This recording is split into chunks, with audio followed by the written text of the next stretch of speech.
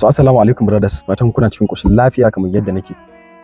Mutane da dama suna ta tambaya ta wai me ya faru ne da kana dan fitowa kana dan bada shawara akan kasuwa ta forex, yanzu me yasa ka daina? A'a, ba wani abu ne yasa gaskiya na daina ba. Idan kuka duba za ku ga abubuwan yanayin rayuwa, kowa misali akwai yanayin misali yadda ya dauki abu. Ni gaskiya forex na dauke shi ne a matsayin misali abin wanda yake kamar sana'ar mutum. So sana'a ka zaka fito bai kamata a ce sana'a ka kamar da ita like no privacy, kana fitowa kana magana ni hau akai ba. So yanzu ma dalilin da yasa na fito ne magana saboda mutanen da suke yawan yi min magana ne. Idan kuka duba za ku ga kan abin da na fi karfi a yanzu shine yaɗa hadisan manzon Allah da nake yi domin ni da yan uwa mu taru mu amfana da juna. So wannan dalilin ne ma yasa nake wannan. So one more thing da nake so in dan bawa mutanen mu shawara.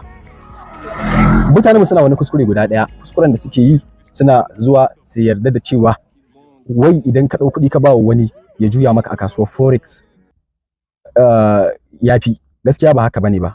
Wannan it is a big mistake. Wannan gaskiya wannan babban kuskure ne. Sannan duk wanda ya san me yake a kasuwar forex ba zai ce maka yau ka dau kuɗi ka bashi zai juya maka ba. Duk wanda ya san yana gaining kuma yana profiting da system din ba zai taba requesting wai ka bashi kuɗi ya juya maka ba. A'a, duk wanda kaga ya maka haka to definitely cutar ka zai at the end kuma kona account din za'i.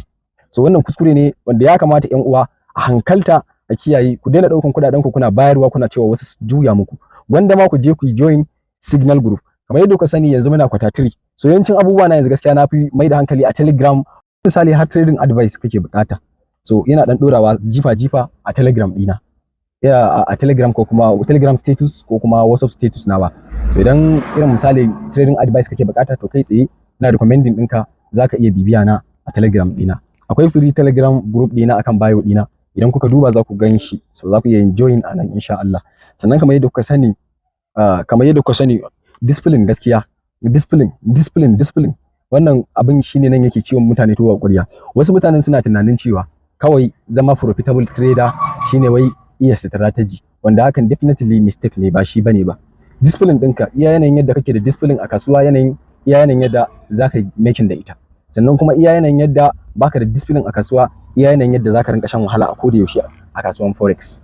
Sannan kuma focus yana ɗaya daga cikin abin da yake taimakawa sosai.